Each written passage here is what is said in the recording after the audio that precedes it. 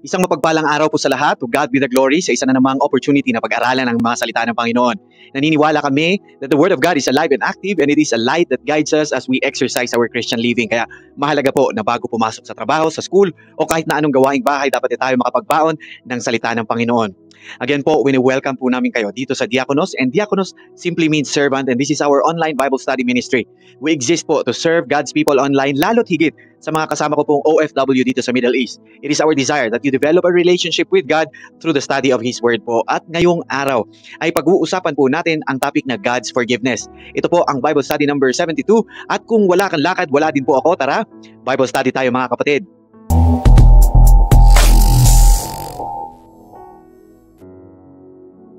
Ang verse po natin today is found in 1 John chapter 1 verse 9, and it says, "If we confess our sins, He is faithful and just to forgive us our sins and cleanse us from all unrighteousness."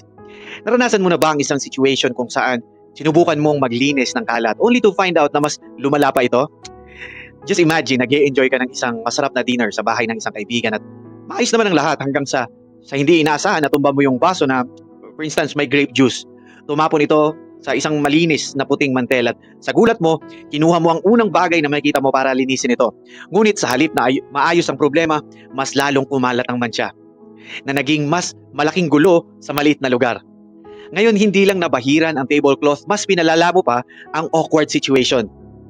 Ang ganitong uri ng sitwasyon ay maaaring maging katulad ng ating buhay pagdating sa pagharap sa kasalanan. Minsan, iniisip natin na kaya natin itong hawakan ng mag-isa at sinusubukan na linisin ang ating mga pagkakamali o takpan ang mga ito. Ngunit sa halip na ayusin ang problema, kadalasan ay pinalalala pa natin ang mga bagay-bagay na pinapalagana pa natin ang bahid ng kasalanan.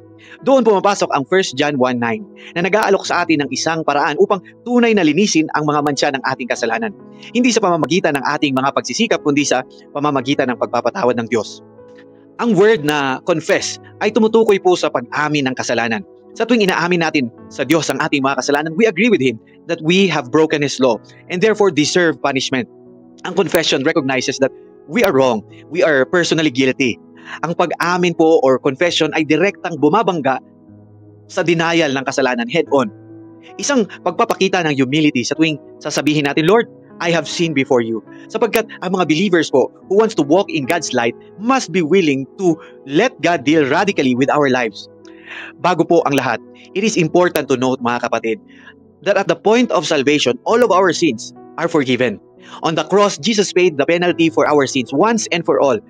And for in-depth study, para sa malalimang pag-aaral nito na sa topic na yan in particular, please read these verses po, flash in the screen. Ngayon, one might ask, kala ko ba napatawad na ang kasalanan ng mga Christians the moment they genuinely place their faith kay Jesus at sa finished work niya? O bakit sa tuwing nagdarasal ang mga Kristiyano, lagi ko naririnig na humingi sila ng tawad? Mga kapatid, judicially, on the account books of heaven, lahat ng ating kasalanan, past, present, and future, has been paid for by the blood of Jesus Christ. The reason why Christians, when they pray, you hear them pray na, "Lord, patawarin mo ako sa kasalanan ko, sa isip, sa salita, at sa gawa," does not mean you need to be saved again. It means that as you walk in God's light, you now see the sins. Yung mga kasalanan na dati normal lang sa atin, normal lang sa'yo. Tulad nung sa mag-asawa, may mga pagkakataon na hindi kayo magkaintindihan, hindi po ba? Hindi ibig sabihin ng panahon na yon ay hiwalay na kayo. When we have an argument with others, it creates a barrier to a relationship, to a fellowship. Since a barrier between us and God will always be our fault, our need for confession is important for our relationship to God. As a result, this will humble us mga kapatid to a point to complete, of a complete reliance sa grace and mercy ng Panginoon. It will help us face life fearlessly because we know that although we are not out there to do wrong things and we are not perfect, when we fall, He is faithful and just to forgive us our sins and to cleanse us from all our unrighteousness. It can help us forgive others also mga kapatid. Kasi tayo po mga kapatid ang numero uno, ang number one na recipient ng enduring forgiveness ng Panginoon. It can help us also for us to repent. As you know, repentance means a change of mind. For a long time mga kapatid, I was a smoker. And then, I transitioned to vaping. Lagi kong pinagpipray kay Lord, gusto ko na pong mawala itong urge na to, itong bisyo na to sa buhay ko. So, araw-araw may labanan sa isip at sa flesh ko. Kapatid, tunay nga na walang imposible sa Panginoon. Purihin po ang Panginoon, nalagpasan ko po yun sa tulong at awa ng Panginoon. And it all started in confessing my problem to God. You have to identify your sin, kapatid. The moment you withhold the things na alam mong kasalanan, and then you will not confess it to God, mga kapatid, one day, it will hinder in your relationship sa Diyos. Pansinin niyo mga kapatid, ang sabi ni James, brother ni Jesus Christ. Ang sabi ni James sa chapter 1 verse 14, "But each person is tempted when he is lured and enticed by his own desire. Then desire, when it has conceived, gives birth to sin. And sin, when it is fully grown, brings forth death."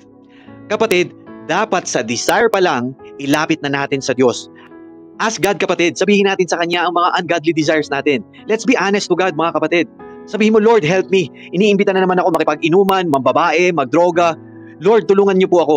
Gustong-gusto ng flesh ko." Ano ulit ang gagawin natin, kapatid, kapag tinutukso tayo? Yes, your weapon is God's Word. Ano po ang assurance ng God's Word sa mga pagkakataon na yan, kapatid? Topic natin yan noong nakaraan, 1 Corinthians 10:13. "No temptation has overtaken you that is not common to man. God is faithful and He will not let you be tempted beyond your ability. But with the temptation, He will also provide the way of escape, that you may be able to endure it." Kapatid, God will provide an escape. And it all starts in confessing to God, mga kapatid. In every situation, big or small, confess it to God, mga kapatid. Alam niyo po, ang kabaliktaran ng humility, pride, mga kapatid. We fail to confess kasi akala natin we can do it in our own. Pride is the first sin of man. Akala natin we know better than God. Kaya ayaw natin na kontrolin tayo ng Diyos sa buhay natin. Kapatid, ang Diyos po ay hindi namimilit. Although, nais ng Diyos na mapabuti ka, hindi Kanya pipilitin. Magpapadala siya sa iyo ng maraming warnings, preachings, paalala, in hopes na makita mo ang kabutihan niya sa buhay mo. At matutunan mo ang humility that leads you to confess to God. Kapatid, God wants your obedience. He is calling you right now, kapatid. It doesn't matter ano man ang nagawa mo sa buhay mo. Gaano man tayo karumi sa paningin ng iba o sa paningin mo, it does not matter. Ang sabi ni Jesus, "Come to me all you who are weary and burdened, and I will give you rest." Bitawan mo na, kapatid, ang nagpapabigat sa sarili mo. Ang mga kasalanan na akala mo magbibigay sa iyo ng satisfaction. If you are willing, why don't you lift up your voice to God? Cry it out before God, kapatid. Ano man ang mga pinagdadaanan mo, acknowledge before God that I am a sinner. I don't know how to pray, Lord, but I invite you into my life. Lord, iligtas mo po ako sa mga kasalanan ko. Rescue me from my fleshly desires that separates me from you, Lord. And Lord, from this day onwards, I declare you are now my Lord and my Savior. And I believe God raised Jesus from the dead to prove that your words are true. Mga kapatid, if you have made that prayer, you are now a believer secured in Jesus' promises. Magpa-disciple ka, kapatid. Find yourself a Bible-believing church. At talikuran mo na ang dati mong masasamang pamumuhay. So, as a conclusion, mga kapatid, ang 1 John 1:9 ay nagpapaalala sa atin na ang tunay na paglilinis at kapatawaran ay hindi nagmumula sa ating sariling pagsisikap, kundi ang pagpapakumbaba at pag-amin ng ating mga kasalanan sa Diyos. Kapag inaamin natin ang ating mga pagkakamali, kinikilala natin ang ating pangangailangan sa Kanyang biyaya at awa, na Siyang nagbabalik sa ating relasyon sa Kanya.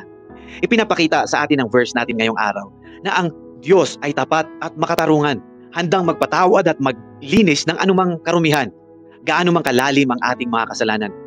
Sa bawat pagkakataon, kapatid, lumapit tayo sa Diyos ng may pagpapakumbaba, laging humihingi ng Kanyang kapatawaran, lakas upang mamuhay tayo sa liwanag malaya mula sa gapos ng kasalanan. Patuloy tayong magtiwala sa Kanyang katapatan at hayaan ang ating mga buhay ay maging patunay ng Kanyang walang hanggang pag-ibig at awa. If you are blessed, mga kapatid, so am I. Let's pray po.